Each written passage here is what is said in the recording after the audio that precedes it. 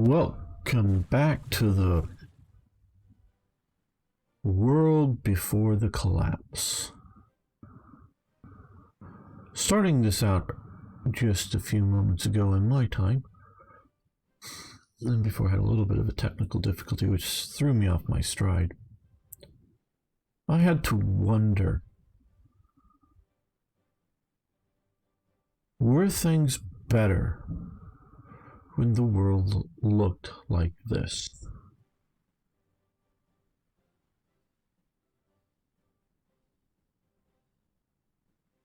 I really have to question that,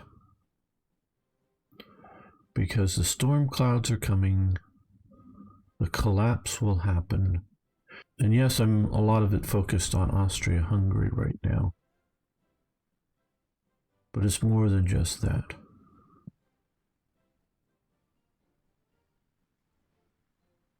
Was the world better then? Love to have you post below.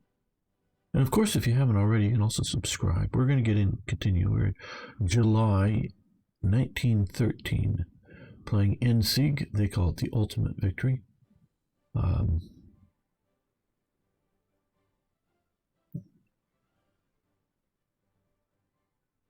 And so, don't worry, we'll get into game playing in a moment. This isn't going to be a long talk here, but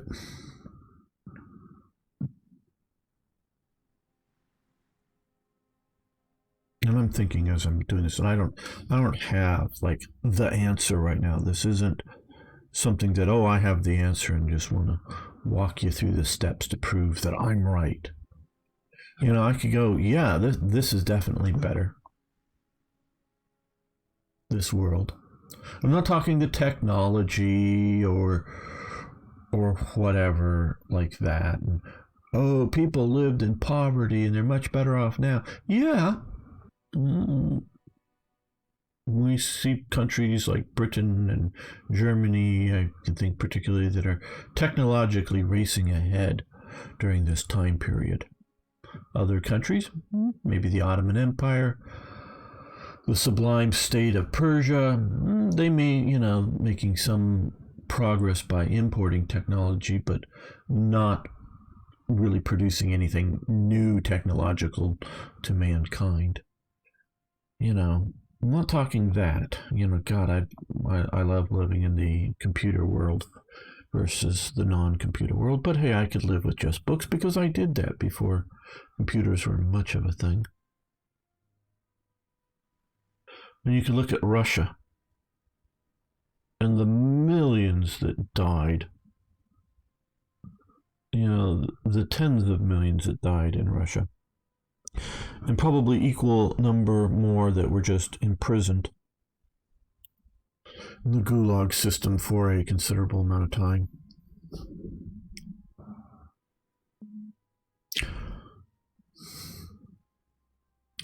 That definitely show, in China, it has gone through a revolution already here.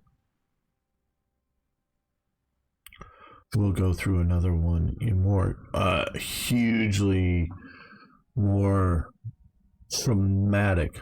Not necessarily hugely more change, because you've already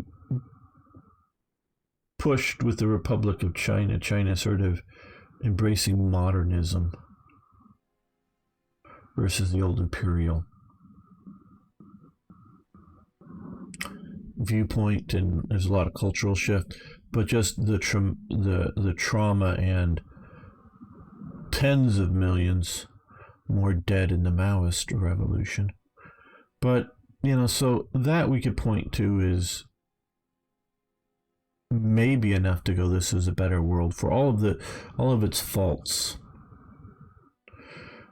And is the Ottoman Empire a good thing or a bad thing?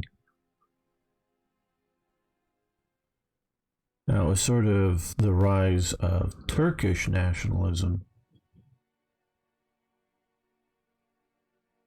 during this period, and the war that breaks out that pushes the Armenian genocide with the Turks.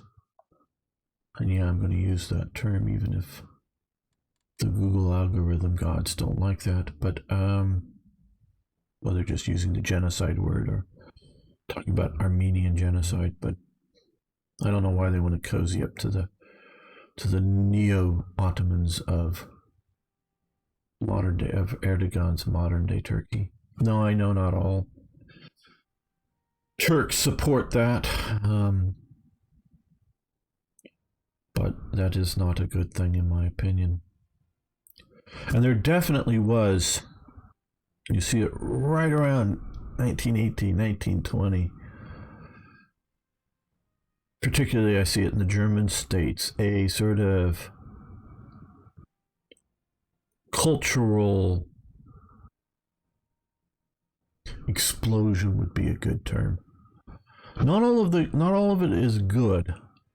Not all, when I say good, I don't necessarily mean like moral and immoral. Some of it is, or positive or negative, for society, or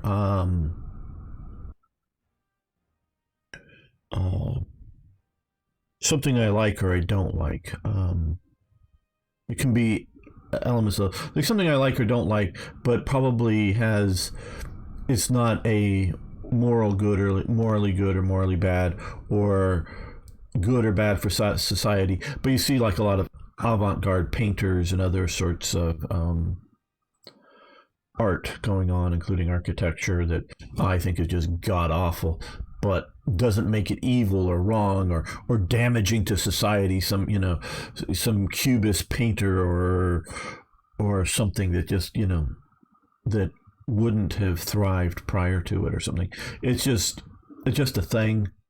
Now it may be tied, the personalities behind it may be tied into the communist explosion and radicalism and whatever, but just the idea of artistic styles,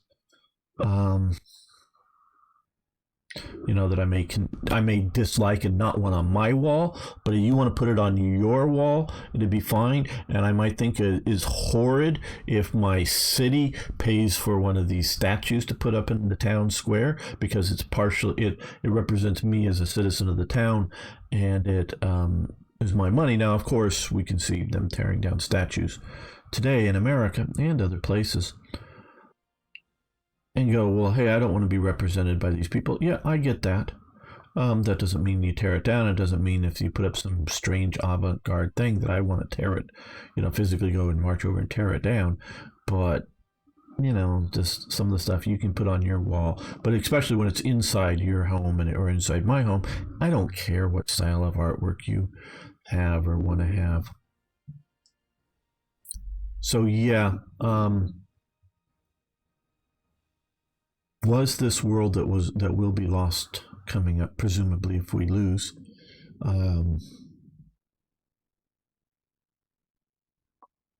Because it's not just. I don't think Hitler would have risen at all had Germany not collapsed. Doesn't mean it has to win the war, but if Germany had not collapsed, Hitler would not have risen. So, but that doesn't mean there wouldn't be a round two from World War I and millions of people dying. Okay, well, let's get into the game plan again. All right, well, we're still at peacetime Germany here. We are trying to, of course, build up political points and starts. Okay. Advanced training, good. Limited conscription, we'll have to go to extensive once the war starts. For sure, if not service by requirement.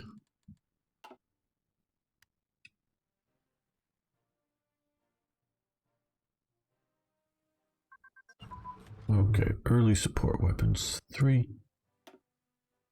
Whatever the hell that means exactly, I don't know. I mean, I know what a lot of the small weapons were at this time. Like you don't have the sort of modern day concept. Was it Brent Stokes mortars? Those didn't happen until the war got underway. Oh, I thought we paused. I wish this would pop up and pause. Okay, we're researching field howitzers. Okay, well, we can...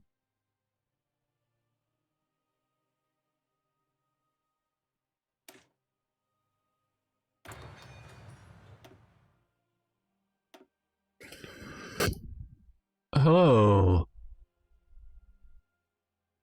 Cordilly. Am I butchering that? How you doing today? Okay, that's way too in advance.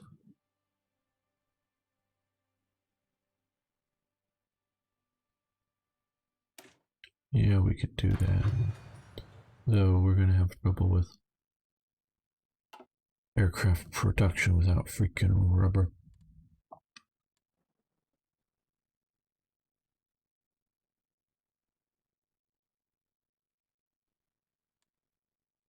Now we are training up. Okay.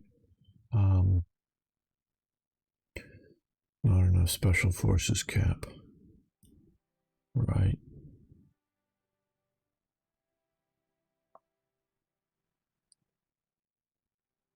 We can let things go for a bit here.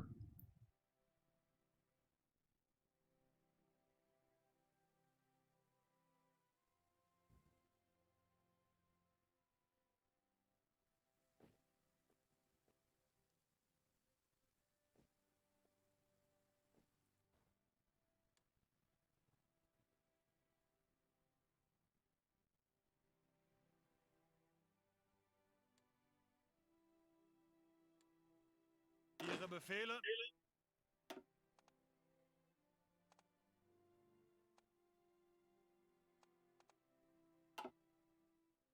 Achtung!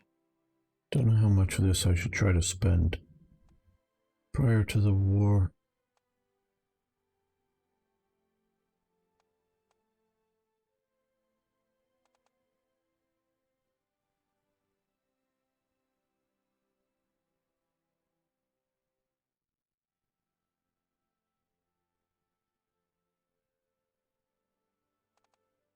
Um,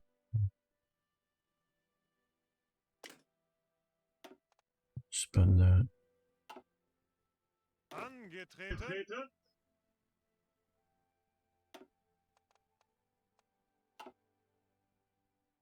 Achtung! Okay, pause.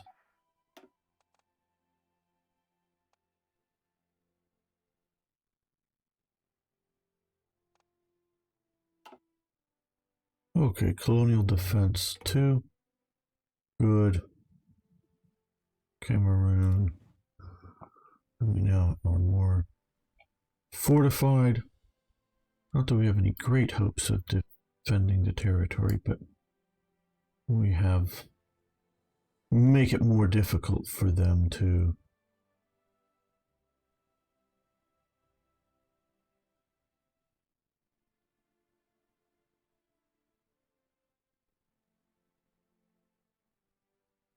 take it. We've created an air force.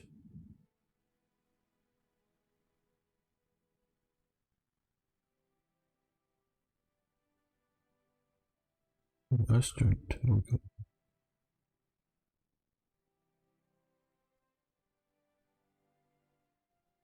Hmm.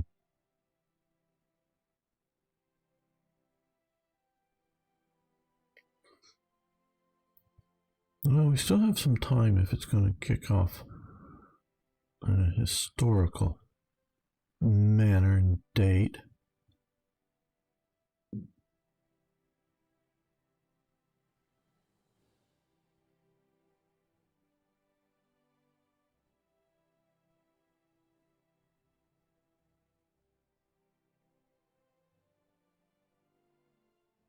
Yeah, I think some of this is worthy of doing.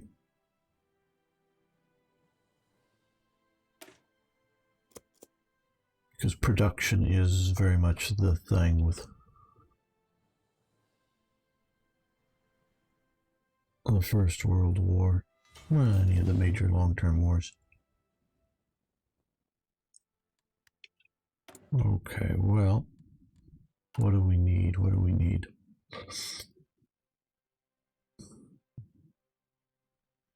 I really don't know how much rations or how rations are used in this game. Whether I'm way overproducing or way underproducing. Quite honestly, I wish they wouldn't have them in the game. Game is just not designed for it.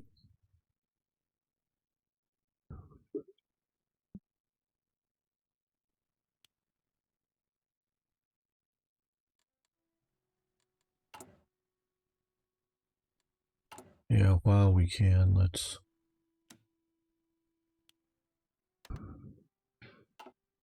import rubber.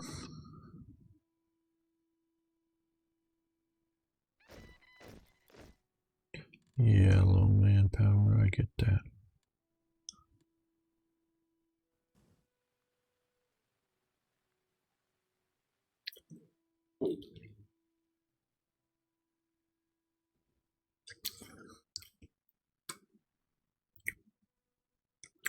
Okay, we have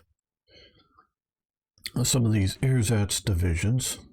We can look at the temple, just sort of occupation, military police type arrangements.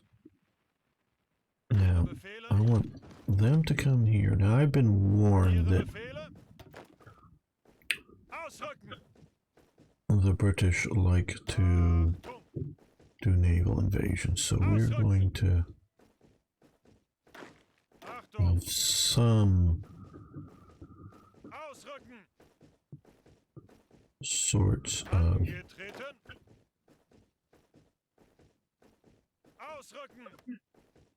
defenses along here. And these are sort of, obviously cheap divisions that are... Oh, actually, I'm not... I remember what I was going to do with these guys. No, this is a different plan. We are going to have some of these along here, but we're going to do some minor attempt at trying to hold out here. That's right. I remember now.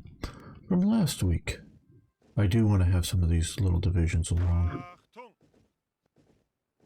the coast here too. I guess we'll just start with this one, because I want to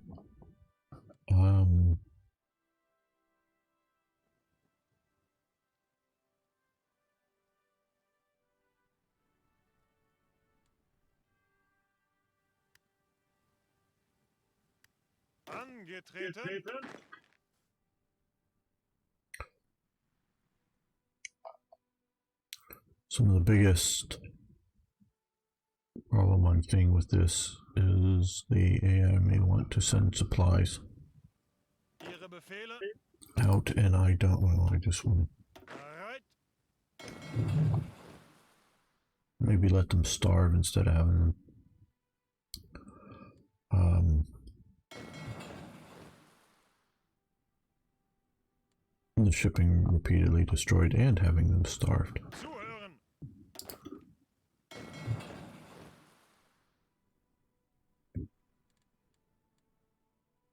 But hey,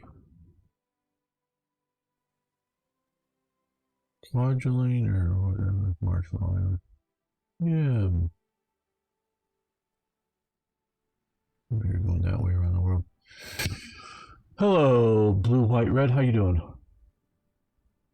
Yeah, well, this mod goes well after World War II. I forget what their sort of end date, so it isn't necessarily a finite World War I situation. So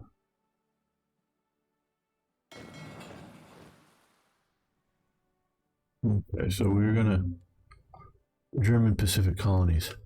Hey, Toy Jet.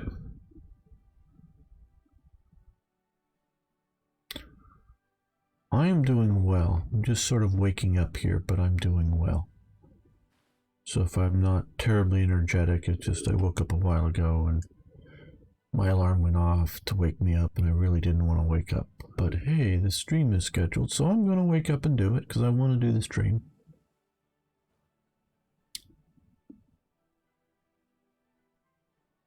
I do love this feature here of being able to block out areas.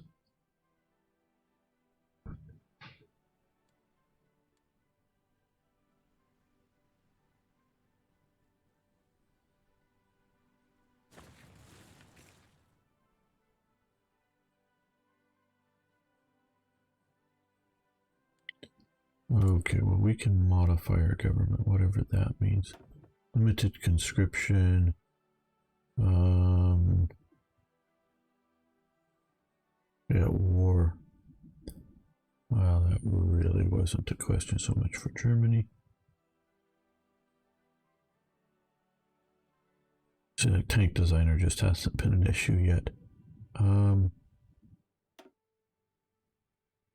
So we need 200 for. I guess we'll wait on that. Hello, Scooter. How you doing? Total War 1 research is finished. Pause it.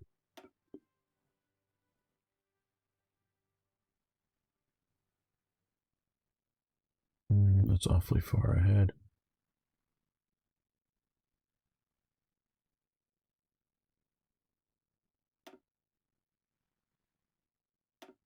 That we're not already doing far ahead. You can see here, you know, this is set up to go on, so this victory might not be final. Yeah, but the idea I understand is working towards a final victory of some sort. Okay, well, I don't know. Basically, early battle cruiser. I've already got the submarines researched.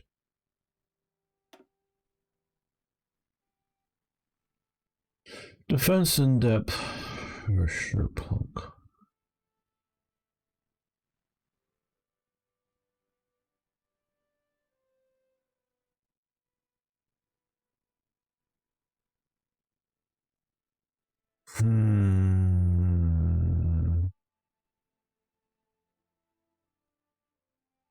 Oh. Don't know why this isn't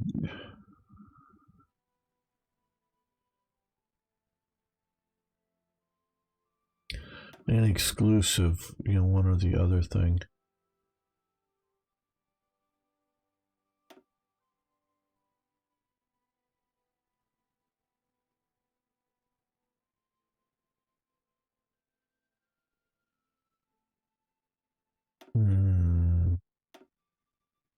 Why do you make me have these choices? Because this seems very useful for what. Well, you have the freeness.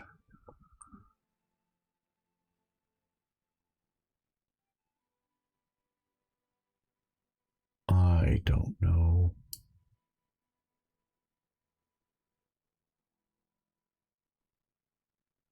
I guess we'll take the optimistic approach, but we'll be able to effectively use offensive to win.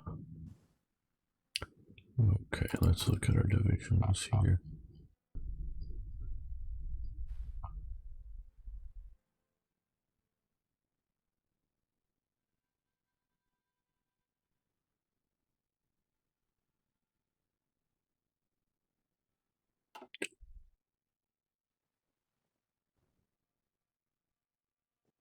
Okay, well.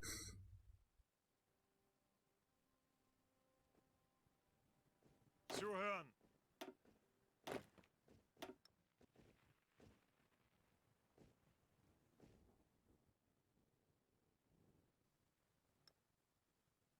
Well, let's concentrate.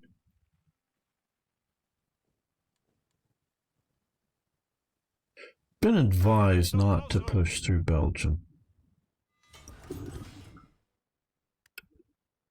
Bereit zum Ausrücken. And that is just counter to my basic thoughts on the whole. Bereit zum Ausrücken. Well, no, it isn't, but I don't know. Okay, we have more military factories, so we are, while we have the rubber, let's build some aircraft. Yeah, let's reduce that down by 2.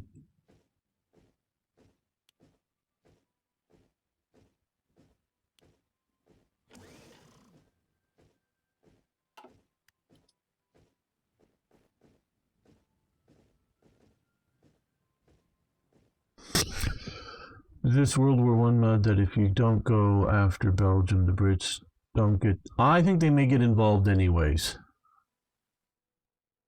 I'm not sure on that fact with this mod. I have not played this mod, you know. Yes, I played it last Saturday, but I haven't played this mod before, meaning I have not gone beyond this date.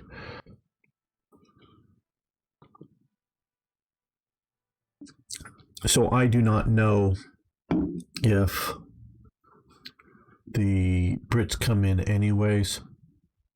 Likely they will. I know some of the serious thinkers on the subject think the British would have come in anyways.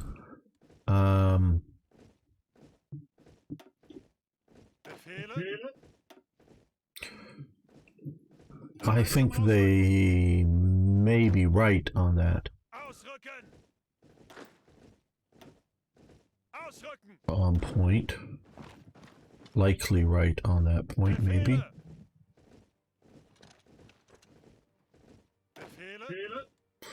But I'm not absolutely sure they're right on that point.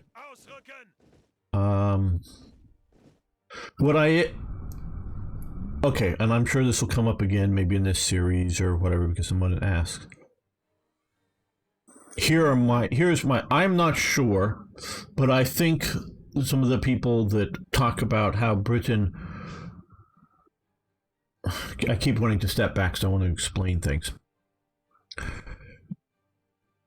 Up until the end of World War II, possibly after that, but Britain's strategy was not divide and conquer or divide and rule, but it was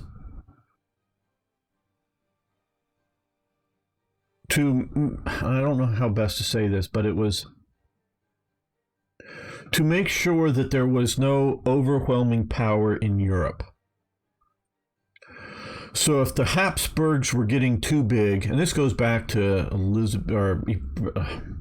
this goes back to Henry VIII at least. If there's one overwhelming power growing big in Europe, Britain wants to sort of take the side of those that are opposing this overwhelming power. And so when the Habsburgs are getting super strong, they're sort of like, hey man, those Bourbons, you know, they're you know, they need a situation too, though most of the time just proximity and the physical geopolitics, they're supporting the Habsburgs, making sure the Bourbons don't get too powerful. And so they have this, you know, it's not divide and rule, it's not divide and conquer, but it's to keep Europe fragmented. And you know, it's a balance of power action. And so they're worried that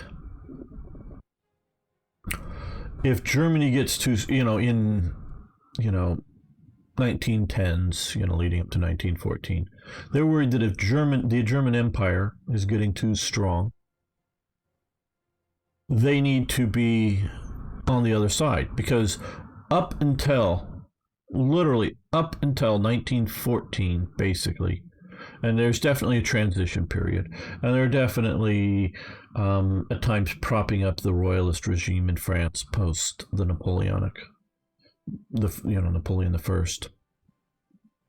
But up until 1914, it had been a Anglo-German alliance, basically, particularly an Anglo-Prussian alliance. Now realizing that up until Victoria, the rulers of Hanover are also the rulers of England. Just the elector of Hanover couldn't be a woman. The succession of the throne, of course, goes to Victoria, a woman. So now, of course, she marries Saxe-Coburg-Gotha, wherever the hell that is. It's some petty state in here. So the son of the ruler of Saxe-Coburg-Gotha becomes the consort to the queen. So you see this. So until the German Empire is declared, the British crown through the 18th century is tied to particular German states and is often working in concert with the Prussian state. But once the Prussian state is becoming overly powerful in the German Empire, that starts to really concern the British policies makers. And so there's something of a gradual change because, you do have the Anglo-French invasion of Mexico over, because it used to be when you sort of defaulted on debts or something, you get invaded and the debt's collected. So the British and the French invade Mexico during the American Civil War, so the Americans weren't prepared to respond to it. The British honestly just wanted their money back, and so what they did is they controlled the ports that imported and exported things from Mexico, including lots of silver that was coming out of Mexico. Silver was a massive silver rush in Mexico for generations, and they just wanted to collect the import and export duties to get paid back. It's sort of like, hey, you get to export, you get to import, instead of the money going to the Mexican state, we're collecting our money. Now, once basically that's paid off fairly quickly for the British, they're out of there. They split. They're not trying to do territorial ambitions, where the French set up Maximilian, a Habsburg prince, to be emperor of Mexico and send in a huge amount of French troops to try to set up a puppet state in Mexico. So the French have greater ambitions than just collecting their debt. But there's this, Anglo-British cooperation in the 19th century over this, specifically in the 1860s.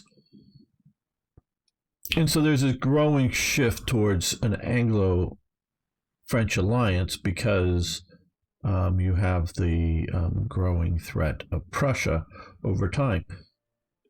Because the natural, who do you want to fight? If you ask an Englishman, it's a Frenchman. What city do you want to bomb? Let's bomb the French.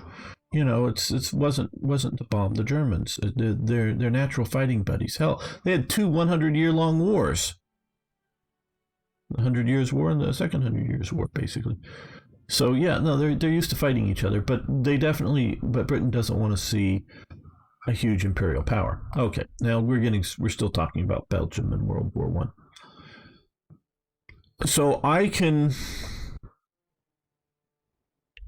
agree that there's a very strong likelihood that Britain would have come in on France's side whether Germany invaded Belgium or not. That is quite possibly true. I am not convinced. Doesn't say just because. And people pointed to, this or that statements going on that they would have gotten in anyway. And they're absolutely right that people made these statements that definitely signal that some people in the halls of power in Britain want to come in on the side of France no matter what. Does that, it's like going back and saying, well, for sure, Winston Churchill's going to become Prime Minister of England in World War II. When basically it was three guys in a room, Chamberlain, Halifax, and Churchill. And who do we pick to be Prime Minister, of you two? Because Chamberlain wasn't going to stay. And Halifax was definitely the more, the sort of deputy leader or whatever. I don't know his exact position at the time. But definitely the leading man within the Conservative Party. And Churchill gets it by turning his back and looking out the window and sort of putting the pressure on Halifax to say something, and Halifax sort of folds. So it very, very easily could have been Halifax instead of Churchill. And remember, Halifax is a guy who, I think, on two different occasions, spent multiple nights in Goering's home as a guest, spending the night there. So not that he loved Goering, but he was cozy enough with the Nazis in a diplomatic sense. It's like, you got to remember, Reagan had Gorbachev out to his ranch in California. Now, yeah, Bush had some Saudi princes and some other Russian leaders to his ranch in Texas. And you go, oh, well, he's just a puppet of Saudi and he's just a puppet of Putin or whatever. You want to say that about Bush because you just hate Bush. But Reagan definitely was not pro-Gorbachev in the sense of being pro-communist, just more pro that we can work with this guy, maybe. So it's not like he's pro-Nazi, I don't think Halifax is. But he was more accommodating. And so with France falling, Halifax is prime minister. He might be been willing to sign a peace treaty with Germany. Not that he wanted, yay, Hitler won, or anything like that. It just, he may be like, oh shit, Hitler's won. We've got to make the best peace we can. I'm not trying to impugn Halifax's character, because he does work very hard for, as an element within Churchill's government, to fight the Nazis. But it was a coin flip almost. So we've gone from 1914 to Reagan. Wow, that's a leap. Yeah, but I'm just illustrating the point. So, that's a coin flip, really. Does Churchill become Prime Minister of Britain? And I think he, the most of any one person, is responsible for Britain's survival. Obviously, a lot of people did the fighting and dying and all that important work out there, no doubt whatsoever. So, but that's a coin flip. So I'm not convinced in the what if scenario, if Germany does not go through Belgium, that Britain comes in. But even if they are, even if it's a foregone conclusion that Britain's coming in on France's side, there's a huge difference between, for the British population and those who are going to eventually be drafted into the British Army, how hard they're fighting the Germans. When they're fighting to defend, Belgium, because Belgium's being raped, quote, hello, Marcel, German tanker, or Fritz, however you prefer. But yeah, so, fighting to defend Belgium from the German rape of it, versus fighting to defend France, the Republic of France fighting the German Empire, are two different things. Because we can see later on, I think it was like around 1916, there's a massive mutiny within the French army that basically for a while the French soldiers refused to attack Germans. Not that they basically sort of state that we'll defend, but we're not going on any of these attacks. Because they're not revolting against the idea of France really being in this war with Germany. Is it worth it? It was more of are our leaders making good, military leaders making good decisions in this war and whatnot. So you have that going on within France. You don't have any of that going on, any sort of that level going on with the British Army, and it's being drafted in there. But you might have had something like that, and general war exhaustion, and general back home of how many sons and husbands that are being lost in the war. So politically, how much could Britain sustain a war if it's not over an issue like the invasion of Belgium?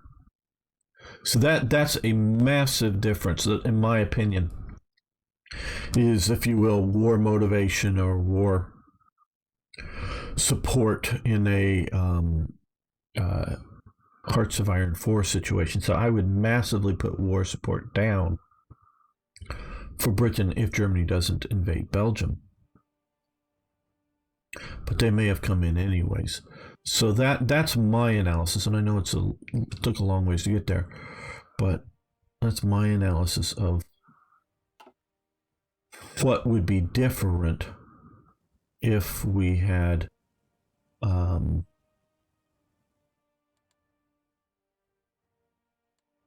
we do or we don't have Belgium invading Belgium.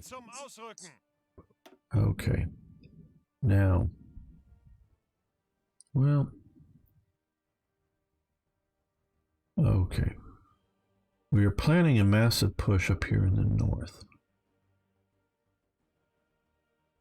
But let's I'm gonna start at 61. Let's make sure here is secure. Ihre Befehle?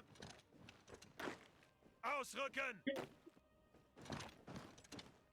Get 5 divisions there. Where that is. I want to reinforce my Austrian buddies. Now we're going to try to push down and meet up with the Austrians, and I think whatever river this is may be something of the key. So if we can help the Austrians to push north.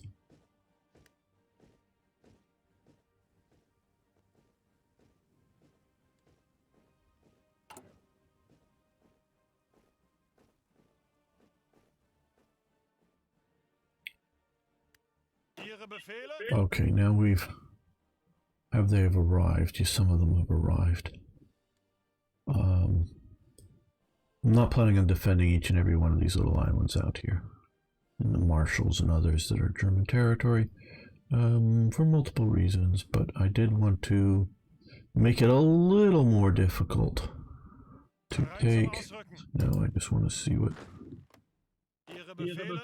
Come on. Let me click somewhere. No, I don't want to click on the damn troops. There we go. Okay, so we have coastal fort and we have a land bunker. Okay, that's probably as much as we're going to have here. Again, I'm not planning on defending this against a massive Chinese assault or anything like that, but just to make them work for it, as it were.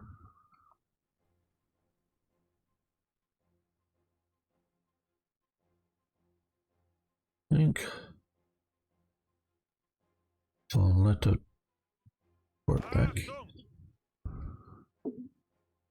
is reasonably well supported. Oh, well, it's also, we're giving him all these colonial troops.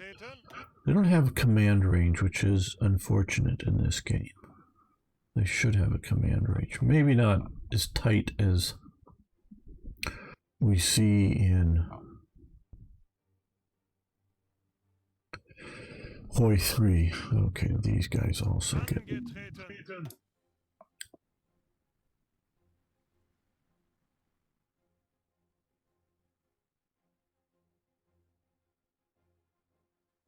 Zuhören. So now these divisions, they're very light, Bereit. basically set up for Bereit zum occupation Ausrücken. type duties, both foreign and Ihre Befehle? domestic. Bereit zum Ausrücken. Ausrücken. I guess we'll set up a new Achtung. interior command here. Achtung.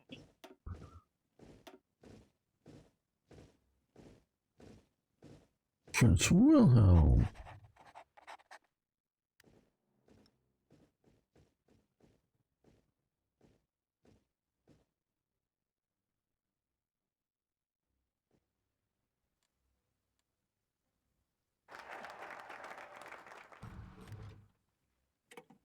Bereit. Ausrücken. Not that I'm expecting them to come through Belgium.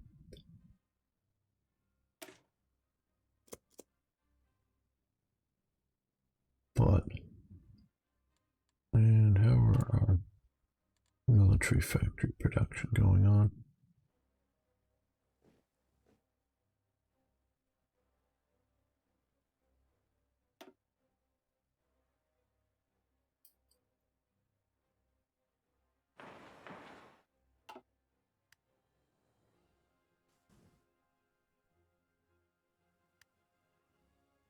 Well, let's Achtung. see what we can do for some of these generals. Guerrilla fighter, entrenchment speed. Okay. I think we're capped at 200 with this mod. Angetreten. Achtung.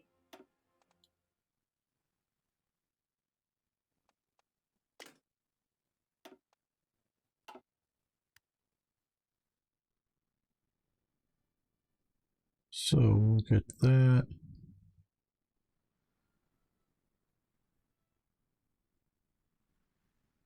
And I think we're going to end the episode, not the live stream, but the episode here.